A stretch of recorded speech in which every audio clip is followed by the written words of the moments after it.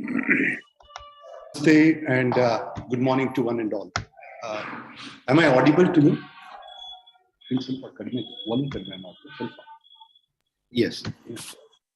Because this is a hybrid section, there are quite a few people online also. So I welcome all the participants who have joined us online. Today's topic,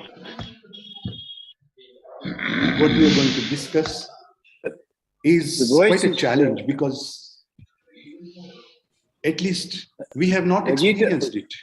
I have not experienced the delight. The voice is breaking. We have not experienced what exactly is the supramental consciousness, because these are all beyond our ordinary human consciousness. And it's extremely difficult for us even to comprehend these things. So what all we can do is, up to a certain level we can go, up to a certain level we can comprehend, to the limit where the human mind can understand. And beyond that, what is left to us? Beyond that, we need to believe those words, have faith in those words of the seers, Vedic seers, who has seen all this and then present to us. For us, Sri Aurobindo is the Rishi himself. He has experienced the supramental consciousness, and he is laying before us I can hear the entire picture of what we are going to discuss today.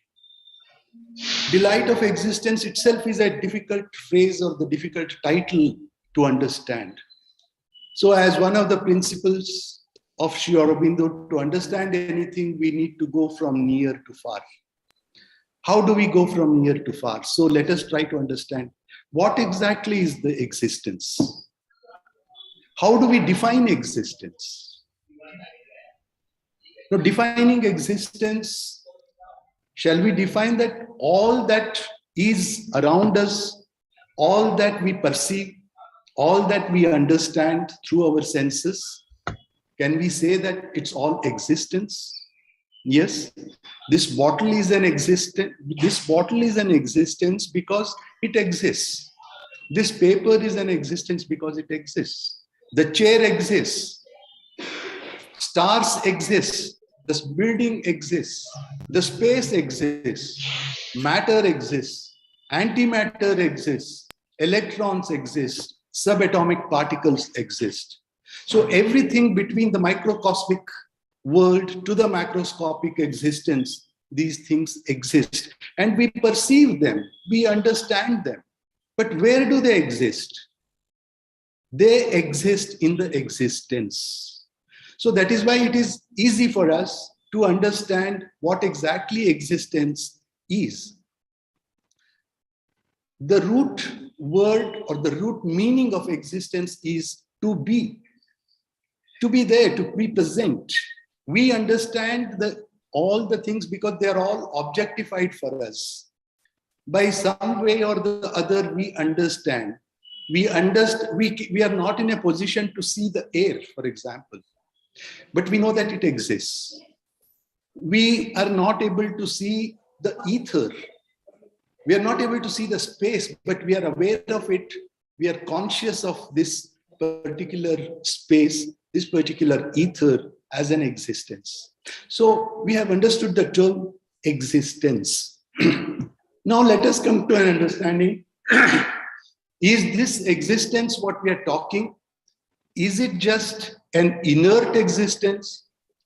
Is it just an devoid of consciousness? Is it just a static existence?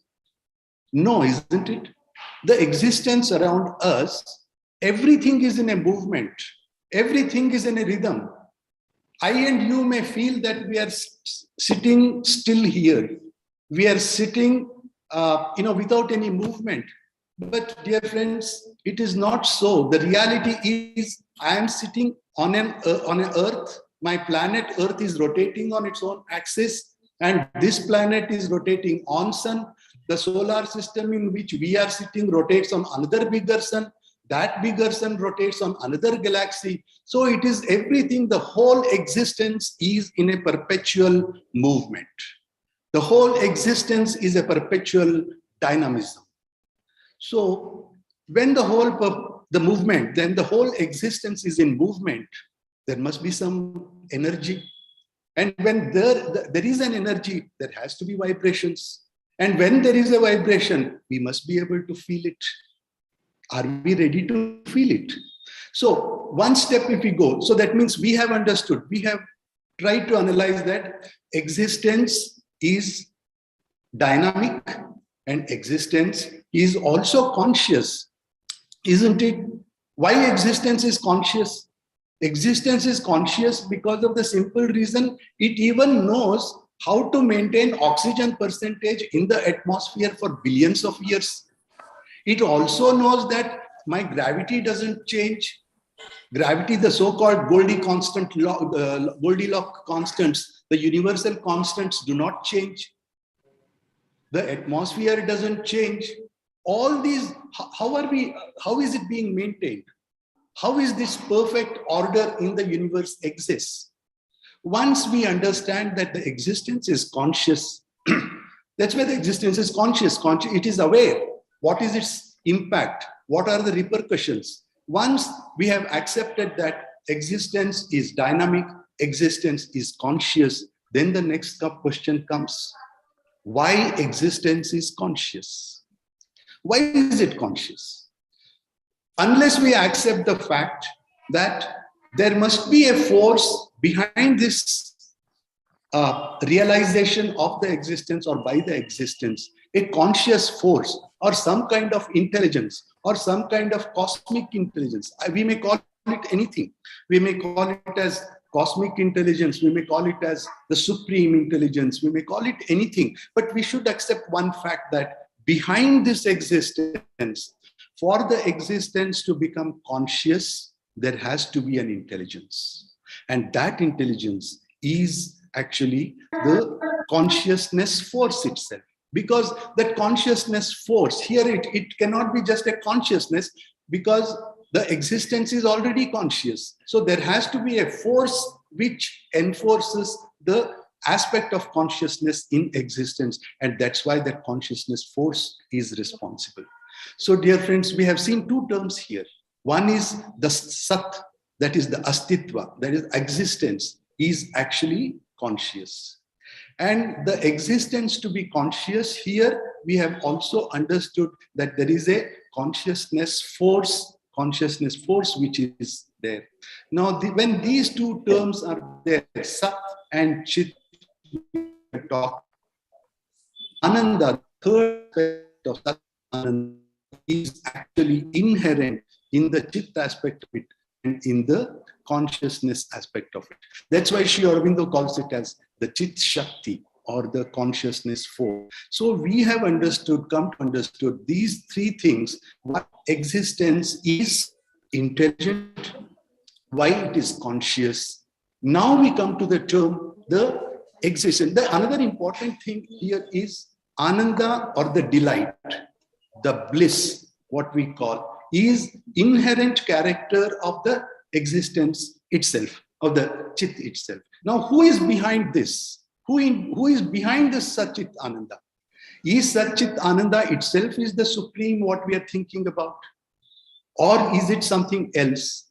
Satchit Ananda is the first manifestation of that creator.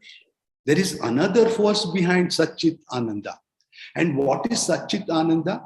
The Vedas, the Upanishads tell us Satchit Ananda, if it is a subjective expression of the God or the absolute of the supreme, Satyam Jnanam Anantam, the Vedas says. Satyam, Jnanam, Anantam are the objective expressions of Satchit Ananda.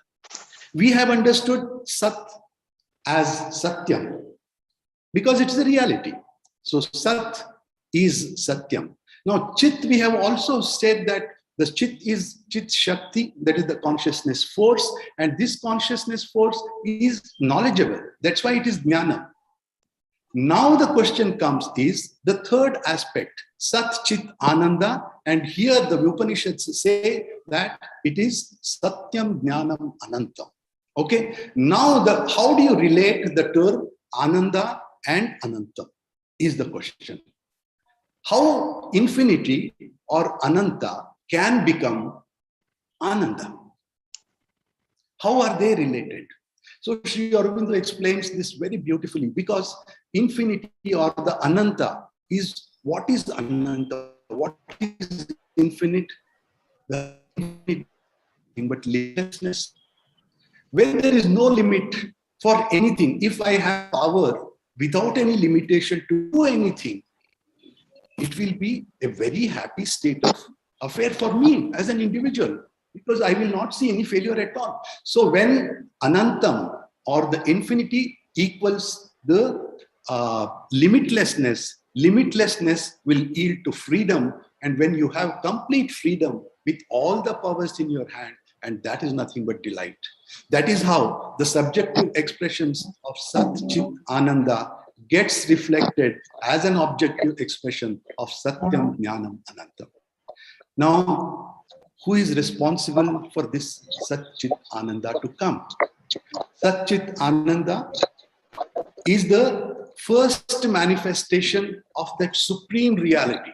There is one more reality behind Sat Chit Ananda, whom we call it as, whatever we may call it as absolute, we may call it as Brahma.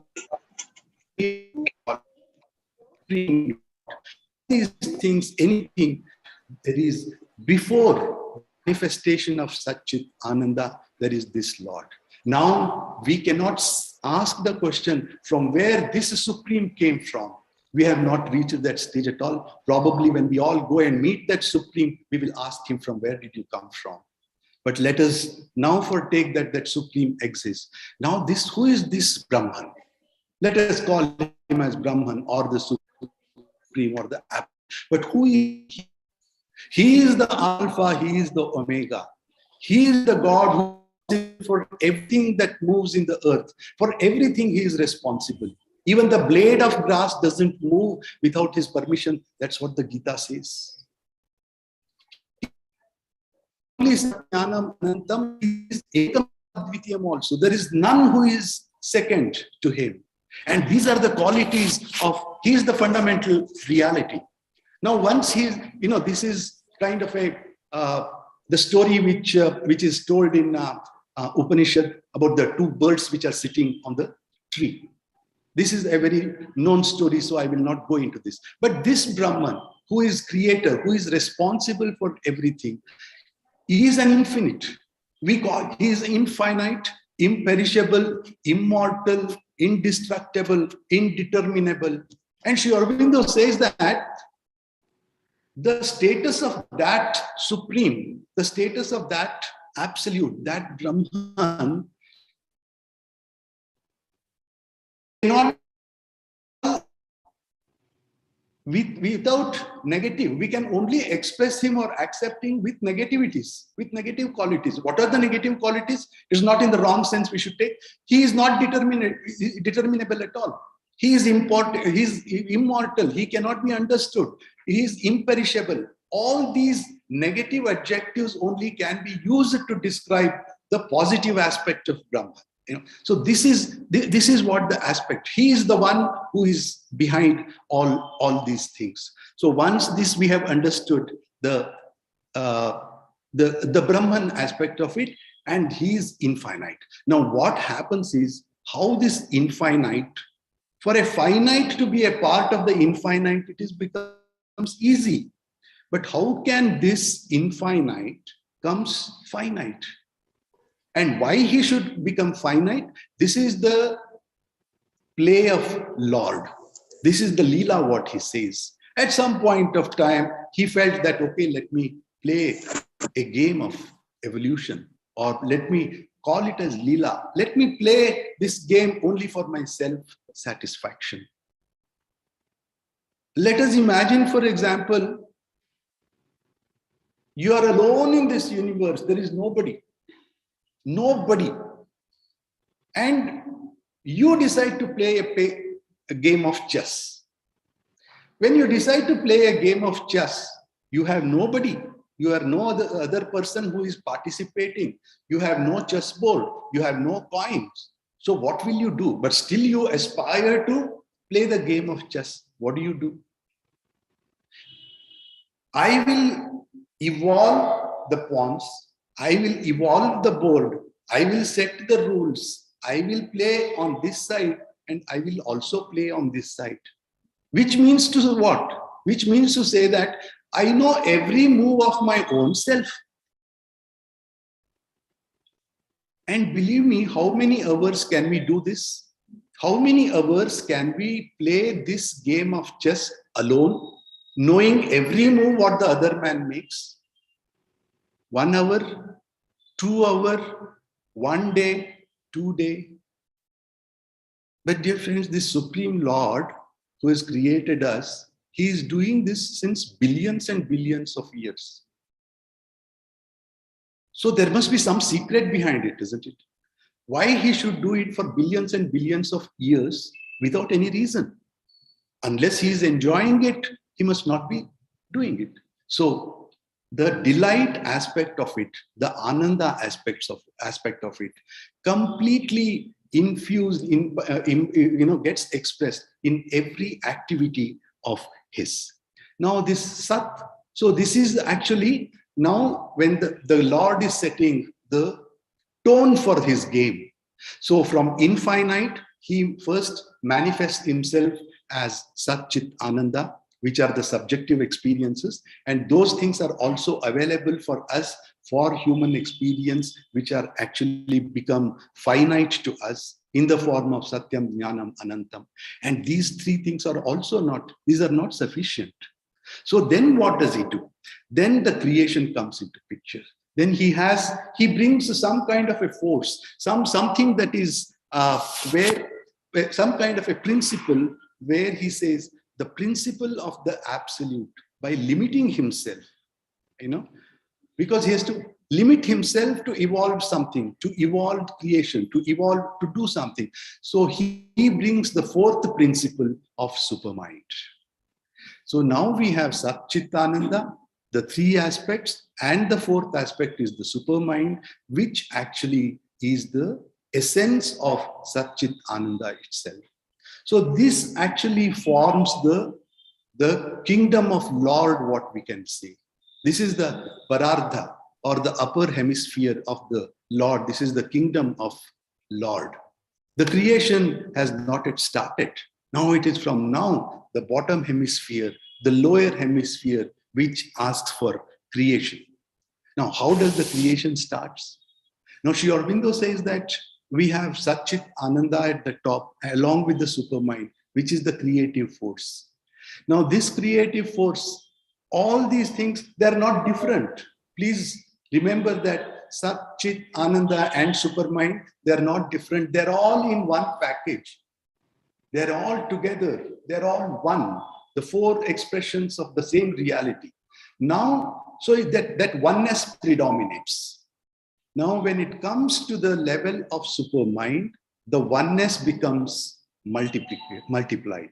So the infinite multiplicity of the one and the eternal unity of the many are the two aspects in which the Lord expresses himself. He makes himself available to us. Such a beautiful sentence. The infinite multiplicity of the one and the eternal unity of the many. This principle prevails at the supermind level. Now, as we actually come down, he realizes that the creation starts. Even here, we are not able to, the human consciousness is not able to comprehend the workings of the Lord. So he still wants to come down. He wants to come down to the level where we can understand. So he is actually creating a play field for his game. He sits in the upper hemisphere. He is creating the lower hemisphere. So that is how then he comes down. And then this supermind where the oneness predominates, prevails. Then in the next step, this whole oneness starts, the multiplication starts. The the multiplicity begins below the supermind. That is the state of overmental plane. Now that is the overmind. Then once this overmind comes, the overmind very close to the supermind, but it has the essence of oneness, but that is where the multiplicity also begins. Now this overmind actually moves with two forces, that is the comprehending force and then the apprehending forces. The comprehending force understands that there is oneness and the multiplicity has to exist through these things. When it comes to the apprehending consciousness, when it comes to the apprehending movement, that is where the difference between the observer and the observed comes into picture. In creation, even the Panchabhutas, the five gross elements, have the same principle. When it starts with the ether, which has got the subtlest, the most subtle existence. From ether evolves the air, the next principle, the Vayu. And from Vayu comes the next principle, which is Agni. Then the next principle, the water, and then the Prithvi. And it is realized, from ether, when we come from ether to the level of earth, these are actually have got, the Sankhya philosophy says, the entire creation or the entire universe is based on 25 principles. What are these 25 principles? 5 Panchamahabhutas, and then 5 Karmendriyas, 5 Jnanendriyas, 5 Tanmatras associated with the Panchamahabhutas. So how many? So 5 into 4, 20. Plus we have Ahankara, Manas, and Buddhi. These 3 principles, Purusha and Prakriti. These are the 25 principles based on which the universe is created. And this is according to the Sankhya philosophy. Now, as we have seen from ether to the level of earth, the entire principle moves from the highest, the subtlest aspect to the grossest aspect. And there is a association also. For example, the first ether actually gets reflected in the senses, through Manomaya Purusha as the sound. The ether aspect is equated with, gets expressed with the sound. The second aspect, Vayu, or the air, gets expressed with the touch, Sparsha. The other things go like this. We have, then we have smell as the earth, which all of us realize that who doesn't like the smell of the earth when first few drops of rain fall on the earth? That smell of the earth is so pleasing, so beautiful, so touching. So the water represents the ruchi, the taste. Agni represents the form. So air represents the sparsha aspect of it. Then the ether represents the Shabda aspect of it. So this is how, from the subtle to the gross, we are able to, we come to understand the workings, the dynamic creation, the dynamism, and the creative principles behind all these things come into the picture. Now, this consciousness force, also the tremendous consciousness force, is behind this working of every Panchamahabhutas, the entire creation itself. And this consciousness force is everything. It's very simple. Sri Aurobindo says, when this consciousness force gets diffused, the macrocosm, it is responsible for the macrocosm. And when it gets concentrated, it becomes the reason for microcosm. Isn't it beautiful? So once we have understood this creation aspect of it, now please remember what we are now talking is, for till now, whatever we have talked, till the creation has come into the picture, there is no pain, there is no suffering. Everything is delight. Everything is the play of that Supreme Lord. Now he comes, now the next process comes, the part of the creation itself. Now, how does he, once, yes, he has created the play field. The upper hemisphere is his hemisphere, the kingdom of God, and then the lower hemisphere. Lower hemisphere, he has created from super mind, then it comes to the mind, the divisive mind. The divisive mind, which from the super mind, the level the creation gets to the divisive mind, then that comes into the life part of it, then it comes into the matter part of it. So that is how the entire creation. So if you actually see, Sri Aurobindo talks about 8 principles of creation involved in the creation. He says the Sat, Chit, Ananda, and the Supermind. You can imagine that it's the upper hemisphere. These 4 aspects, Sat, Chit, Ananda, and the Supermind, these are the 4 principles. And those principles actually get mirror inverted. These are the mirror images of the top 4 aspects. Sat becomes the matter. Chit becomes actually the life. Mind becomes the mind is the expression of the super mind. And Ananda actually is reflected or expressed by the psychic aspect of it, or psychic being. So these are the 8 principles which Sri Aurobindo talks it in Life Divine, chapter number, I don't remember the chapter, but it is 7 chords of a being. So these 8 principles are beautifully explained. Now we have talked about the creation part of it. Now what exactly, what does he do? Now that means this Supreme Lord, from the summit of his consciousness, has come down to the level of matter. Now below the matter, there are several belts. The belt of unconsciousness, which we call it as the insentient, or then belt of subconsciousness. Then there is a semi-consciousness. Then we have all these aspects. When the Lord, Supreme Lord, from the summit of his consciousness, comes down to that level where now it loses itself.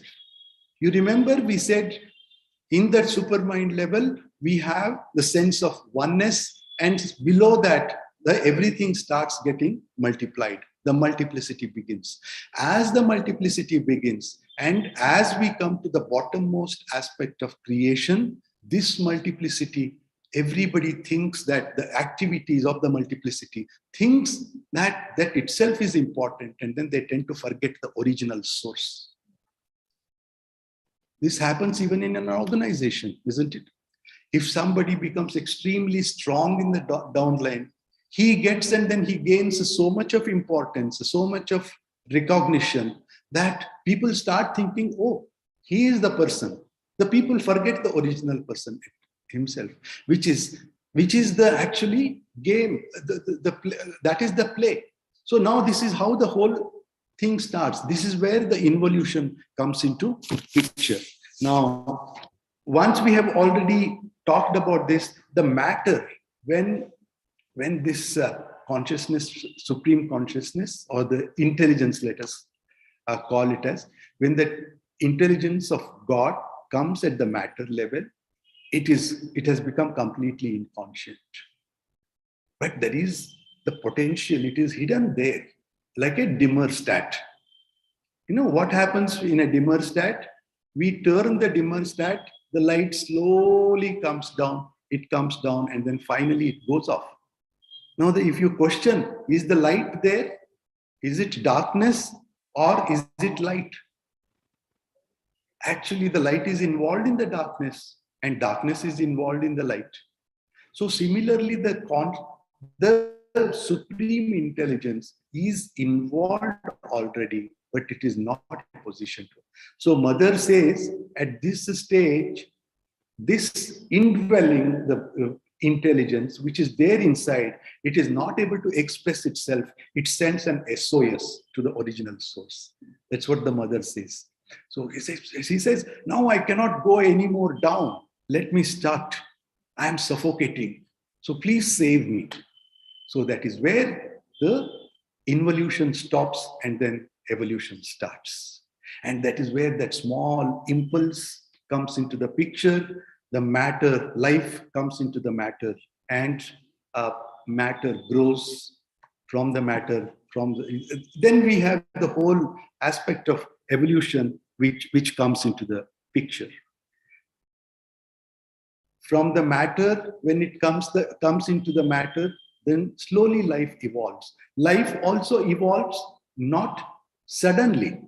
Life evolves with a single celled amoeba and then prokaryote, and then comes into the bigger picture, then the amphibians, which is amply reflected by our Dashawataras.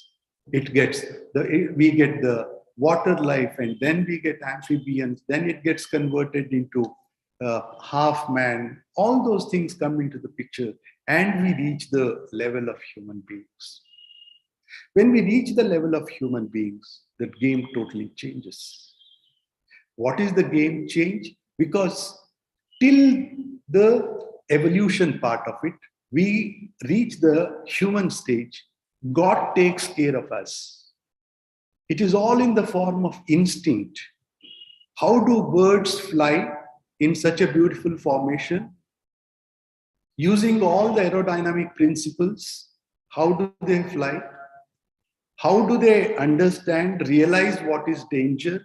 How dogs come to know about the earthquake much, much earlier than many of the seismographic measurements or instruments? These are all in the form of instinct. The knowledge or the intelligence is in the form of instinct. But when it comes to the stage of man, God endows him with what is called as discretion, the thinking capability. Now he is able to think. Now the God stops there. Now he says, there is another beautiful analogy in the Life Divine where Sri Aurobindo says, see, we talked about creation. When the supreme, the consciousness from the summit of the consciousness, it comes down to the lowest ebb or to the matter, there is a stairs which is created. Step by step, God comes down. And this every step is a world by itself. Every step is has a unique character by itself. And not only this, he calls it as descending stairs. Along with the descending stairs, there is also an ascending stairs which gets created parallelly. So Sri Aurobindo calls it as parallel stairs. That means in one stair, on the descending stair, there is already a descent of the involution has taken place. And then there is an ascending stair which is made available to you. But believe in the ascending stairs is extremely dynamic.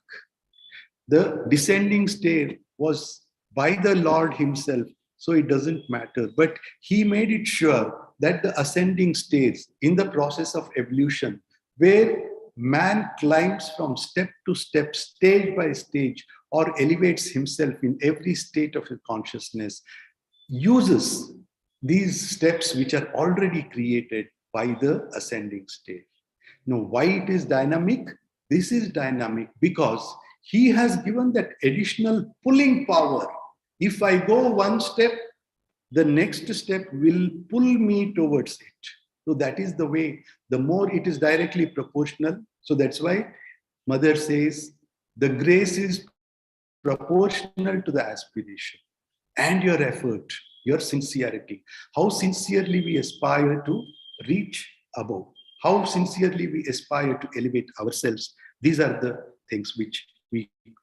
So when we start talking about when we reach the level of mental, now what is the journey? What is the game of the rule of the game? What he has created? What is the rule of the Leela? The rule of the Leela is very simple. I have brought you to the stage of man. You have to come to me by climbing the stairs. Simple. But it is a huge gap between us and between the landing where the Supreme Lord stays. That's a huge gap. That's why there is a hierarchy of minds. Sri Aurobindo also gives us how exactly we can go step by step, stage by stage. So this is how we go from ordinary mind. He talks about higher mind, from higher mind to talks about illumined mind to intuitive mind to super mind, and then add the super mind, add over mind, and then from the over mind to the supermind. Overmind is the last state, last plane of consciousness of the lower hemisphere, or the highest status the human being can comprehend in the creation. Now, once this status we reach, there is the overmental plane is called, Mother also calls it as the golden lid. It is this lid which there is a reference also, the Vedic reference, like Hiranmayana Patrena Satya Sapidam Mukham Tattvam Pushana Apavrunu Satya Dharmaya Drishtai. So this is only when you rend this golden lid, when you tear it down and you try to climb upon, the supramental consciousness comes down. And that is where we unite with the Supreme. Now, this is the entire game of creation, where in majority part of it, the delight is the essence of it. Isn't it? There is no pain, there is no suffering, because majority of it is created by the delight himself. He doesn't know anything. There is no duality exists for him. For him, ignorance is same, knowledge is same, pain is same, bliss is same, everything. Bliss and also misery is same, sat and asat is same, ignorance and knowledge is same. There are no dualities for him at all. He doesn't understand these things.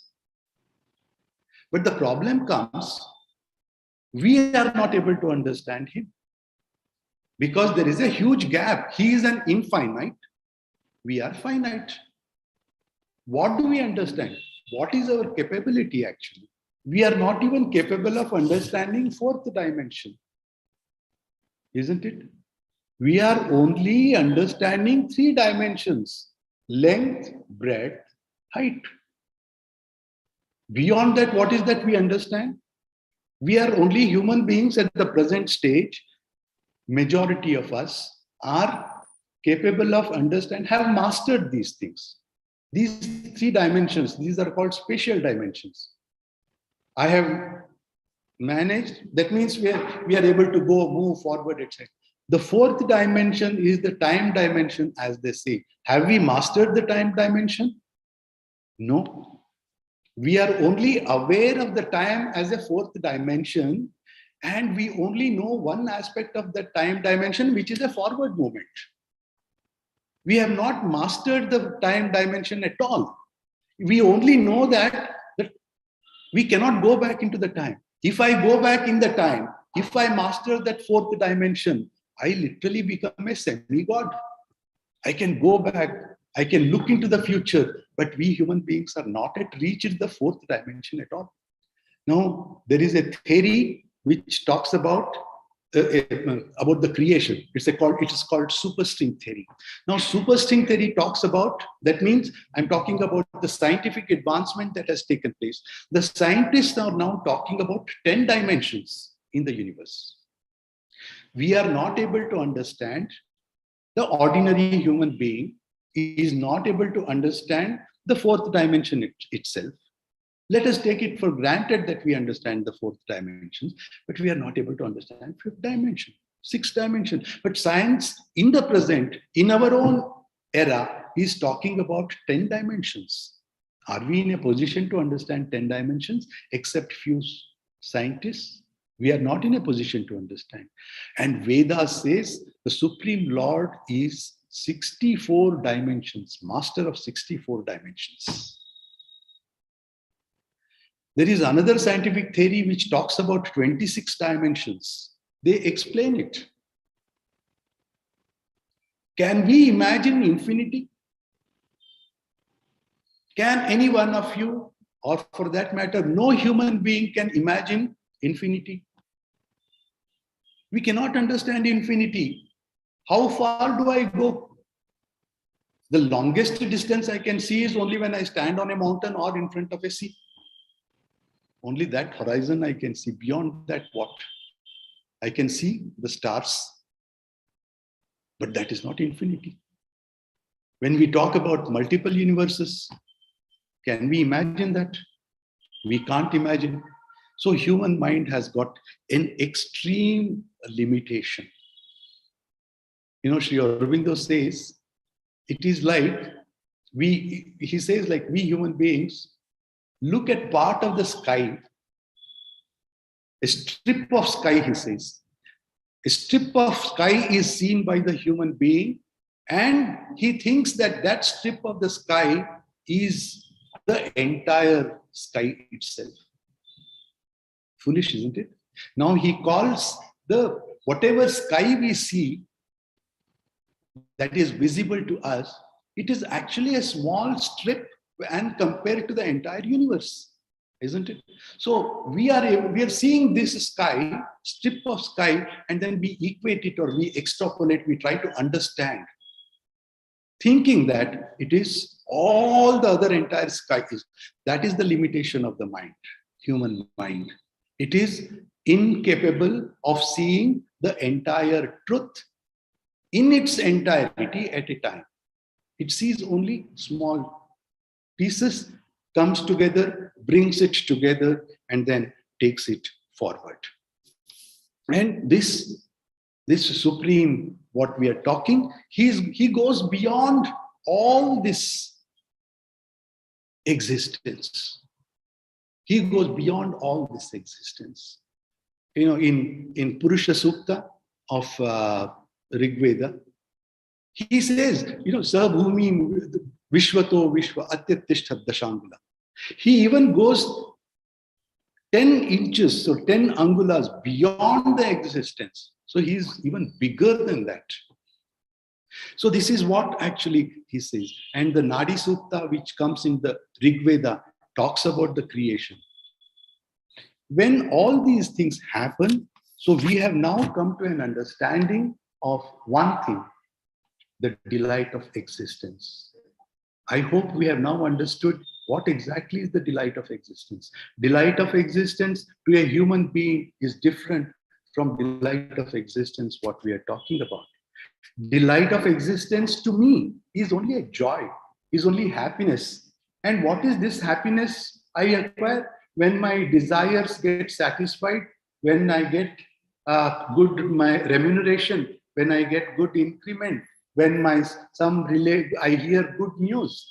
These are very momentary achievements when we make, and the superficial levels when we feel that we have achieved something. When we get rewarded, these small kinds of happinesses, joy, moments, they appear to us. Mother says we are even incapable of taking and withstanding that true delight. What is the delight of that the Supreme God, what we are talking?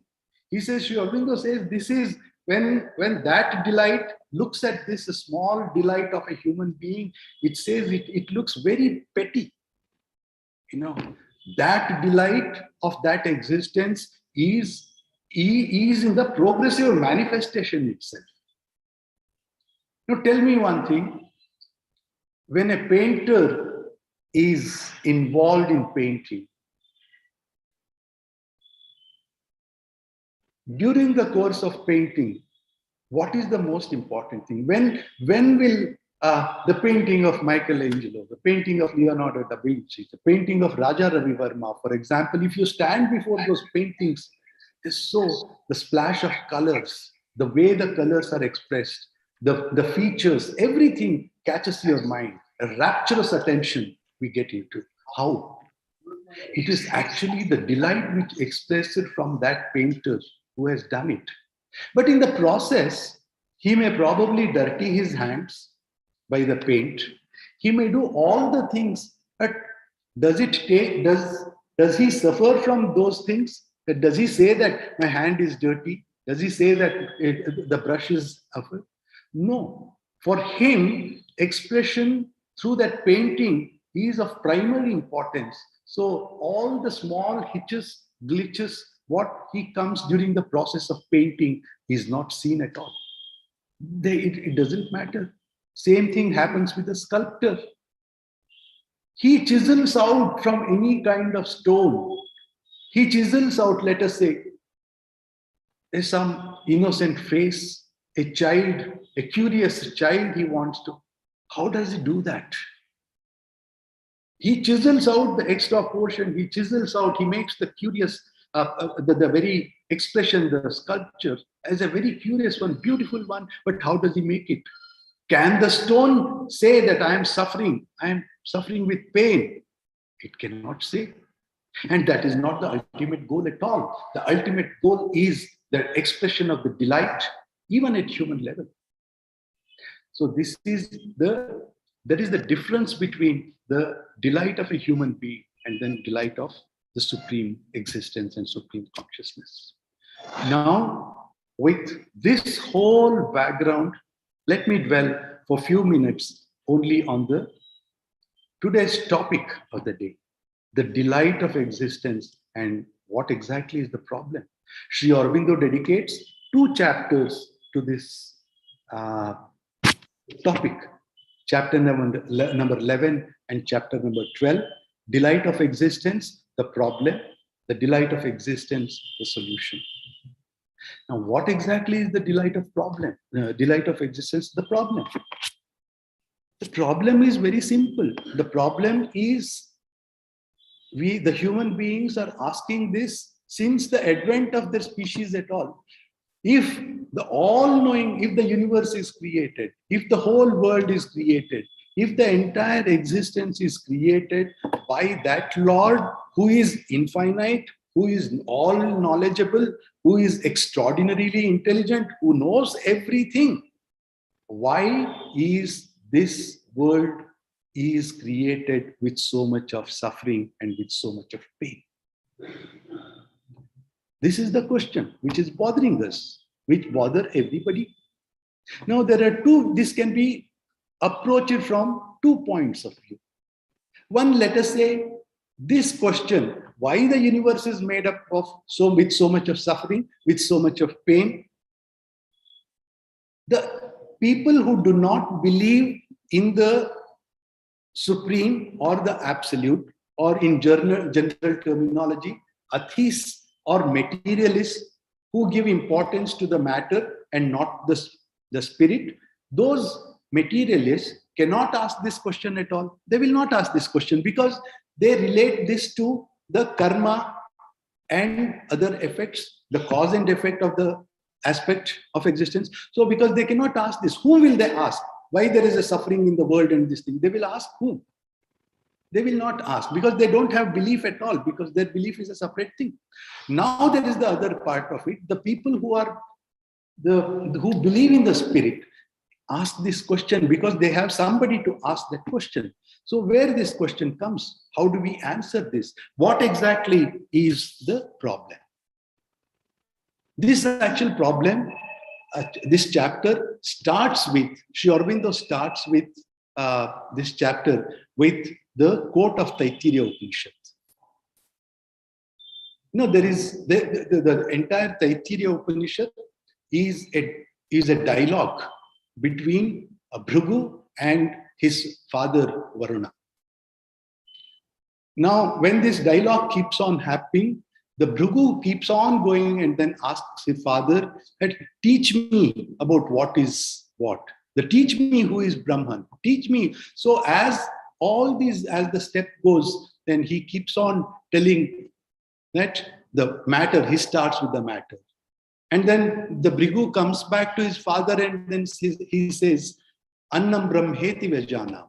That means I have understood Annam as Brahma. It goes like the dialogue goes like this. And finally, Annam Brahmeti Vajanat, Prano Brahmeti Vajanat, Mano Brahmeti Vajanat, Vijnana Brahmeti Vajanat, Anando Brahmeti Vajanat. That means the final stage where he says that I have understood Brahma, nothing but delight. So this is the true picture of Brahman or the creator itself. So this is where the delight of existence. Now we have proved what is existence. Existence is nothing but the consciousness force.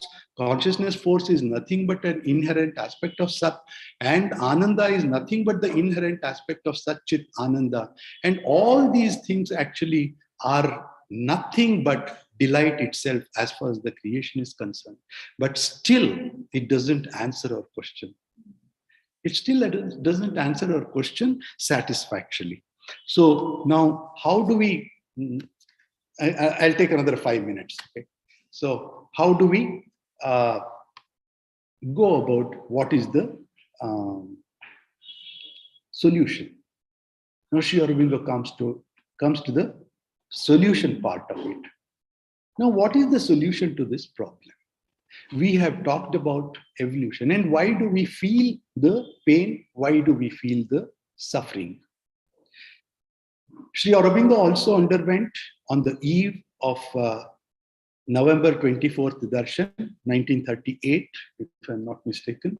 He falls in the bathroom, has his leg fractured. Now, at that point in time, all these, the medical was not probably advanced so much. So he was plastered and then he was asked to stay on the bed, take rest on the bed for a long time. Now, it was a long time, but during that, what kind of suffering, what kind of pain has Sri Aurobindo gone? Or was he able to control it? And we also see the story of Ramana Maharshi.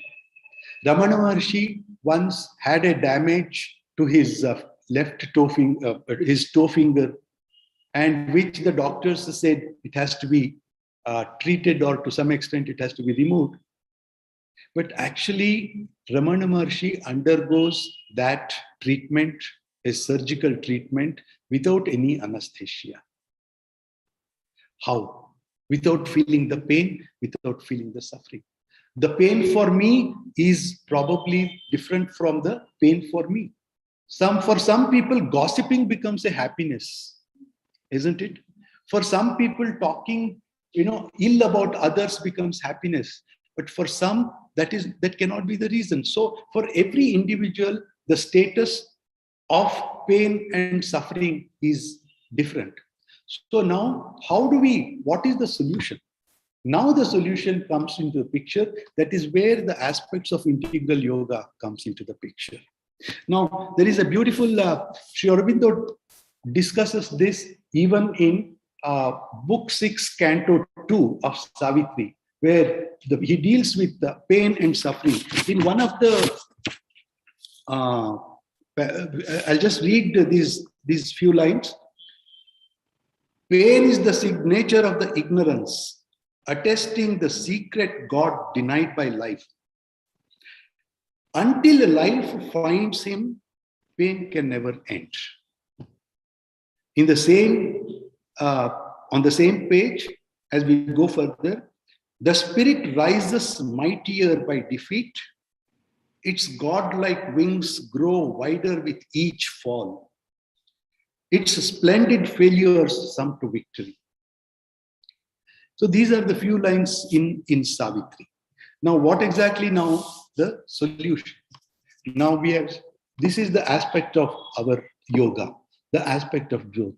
As we grow in our state of consciousness, by means of surrendering ourselves to the divine, Sri Aurobindo talks about the triple transformation, the psychicization, spiritualization, and the supramentalization. This is probably today is not the time to discuss how do we practice integral yoga and what are the steps involved in the sadhana. That we can take it up at a later date. But now what is important for us is to understand. Sri Aurobindo explains different parts of being of a human being, the constitution of human being. He talks about, we all know, even the Vedas, the Upanishads, all these things, they explain us the constitution of the construction of a human being. We have from Annamaya Kosha, behind that is a Pranamaya Kosha, behind that is a Manomaya, then Vijnanamaya, then the Anandamaya. Beyond all these human construction, Sri Aurobindo also talks about what is called a nervous envelope. There is what is called a nervous envelope, which we can say the aura kind of a thing.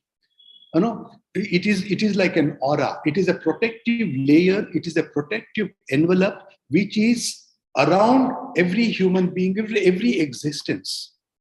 Now, this nervous envelope is actually an interface between the universal forces and the individual forces. Now, everything, every action, every reaction, the human being as an individual, we respond to is result of the universal forces, the outside forces which enter us. Now, how do they enter? They actually penetrate through this nervous envelope or that protective layer which comes. And this nervous envelope is essentially the instrument of the Manomaya Purusha. Because man is being a mental being, Manomaya Purusha is the governing Purusha for human beings at this stage. So everything is realized through the mental being or the Manomaya Purusha. Even if I'm hurt, the sensation of pain, the sensation of suffering is through the Manomaya Purusha.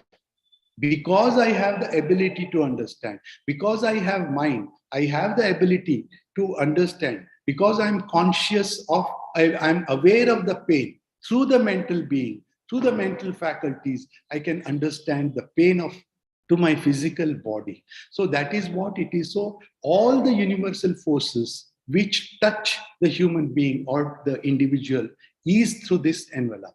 Now, when we start going, as we raise from one state of consciousness to the other state of consciousness, what becomes important is we also, the consciousness also gets widened. But how do we grow in our consciousness? It is not growing outside. It is the more we grow inside, the more we identify ourselves with our psychic, with our true self, the more we grow outside. The deeper we go, our deeper our consciousness grows outside, the wider it goes out.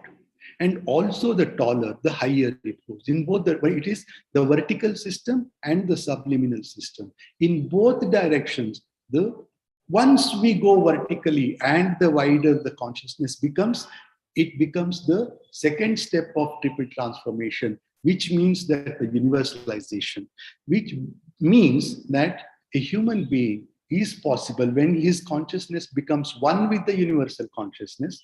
He is able to balance the forces or the universal forces which act upon him through the mental being.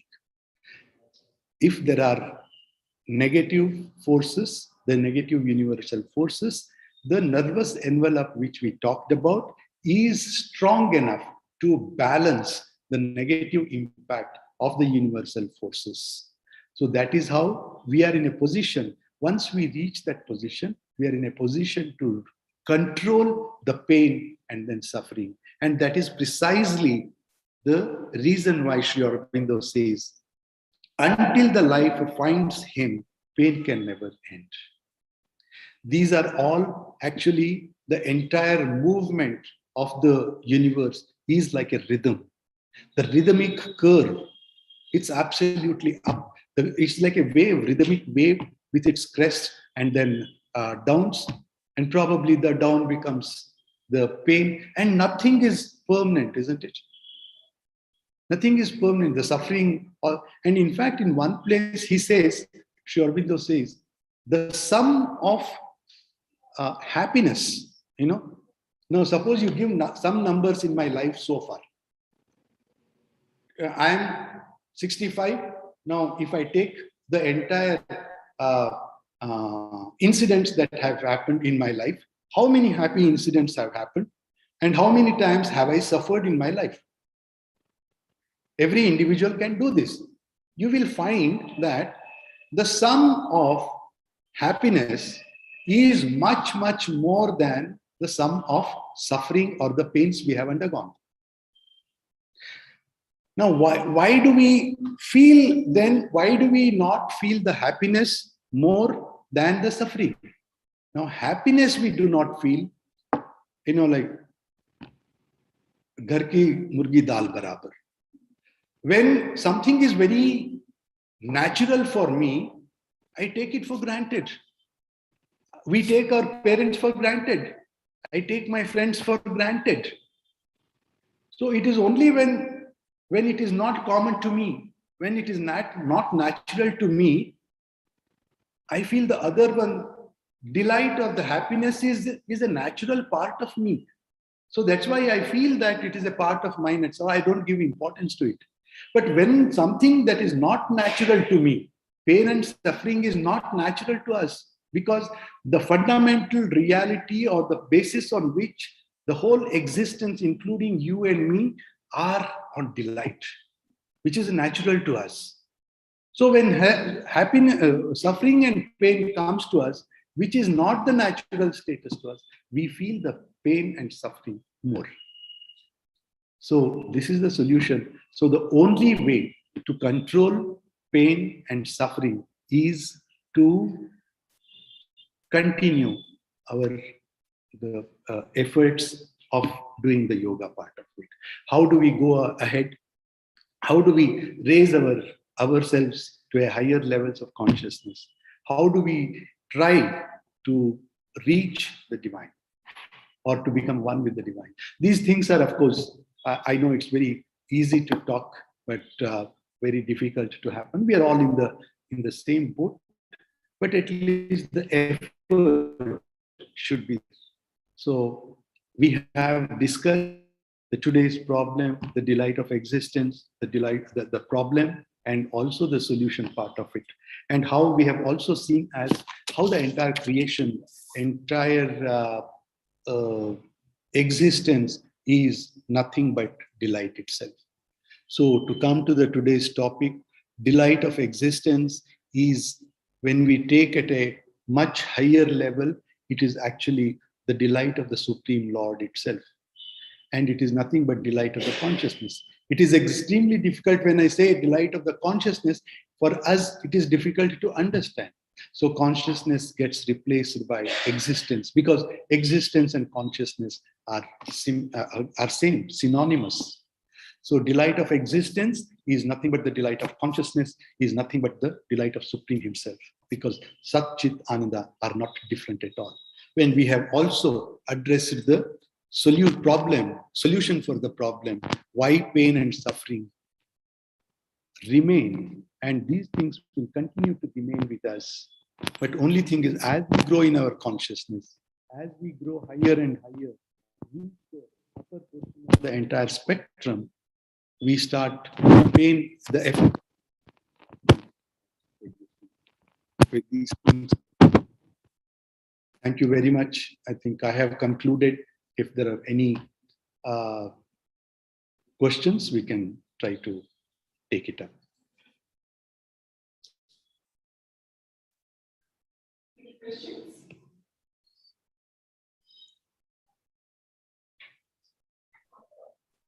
Hello, Ajit, can you hear me? Ajit, can you hear me? Ajit? Dr. Ajit Sabnis. No, I think from the participants, I also take this opportunity to thank all the web people who are participating through the webinar, through the Zoom link. I hope the clarity was there, clarity of the sound and other things. So if there are any questions, sir, you can kindly put it. I don't see Ajit. Hello, anything Ajit. in the chat box also. So hello, Ajit, can you hear me? The question is open to Ajit. all, to those who are Hello, sitting Ajit, here can you hear me? physically, and to those who are on the participating on the web. Ajit, can you hear me? Trying to call you. Please unmute yourself. Hello. Yes. Yeah, I'm unmuted. I'm unmuted. Okay. I'm unmuted. Definition of delight But of existence is Ajit delight can't hear of me. Supreme Lord Himself.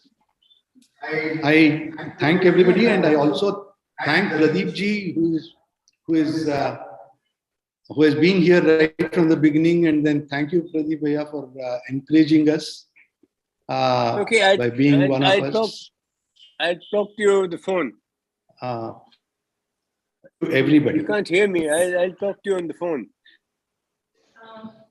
We thank Dr. Ajit Sabnis for a very enlightening and a lovely talk on the subject. We also salute his expression of Sri Aurobindo's exhaustive research and self-discovery in the subject of delight of existence. We also thank Ravi Shankar, Manager, Admin and Finance, for his invaluable help for all the activities conducted here. We thank Sri Aurobindo Complex Trust staff for all the help they have rendered. And finally, all the august audience present here, including the online ones, for their invaluable contribution to this program. Well, few pointers of the talk today. Existence is conscious and dynamic. Supermind is the essence of Sat Chit Ananda. Grace is proportional to aspiration and our sincerity to elevate ourselves in evolutionary consciousness. Delight of existence is progressive manifestation step. Well, friends, our next program is a webinar talk on 11th December. The topic is Sri Aurobindo's mini epics, Urvashi and Love and Death. A talk in Kannada by Professor R.K. Kulkarni of Vijaypura from 4 to 5:30 p.m. All are welcome. Once again, a reminder of our exhibition at Karnataka Chitrakala Parishad on 14, 15, 16 of this month. And the bus leaves sharp at 8 o'clock on 14th of December from here. We close the session with these words by the mother. To thee who has been the material emblem of our master, to thee our infinite gratitude. Before thee who has done so much for us, who has worked, struggled, suffered, hoped, endured so much. Before thee who has willed all, attempted all, prepared, achieved all for us. Before thee we bow down and implore that we may never forget, even for a moment, all we owe to the Mother. And friends, we close this session with 1 minute silence.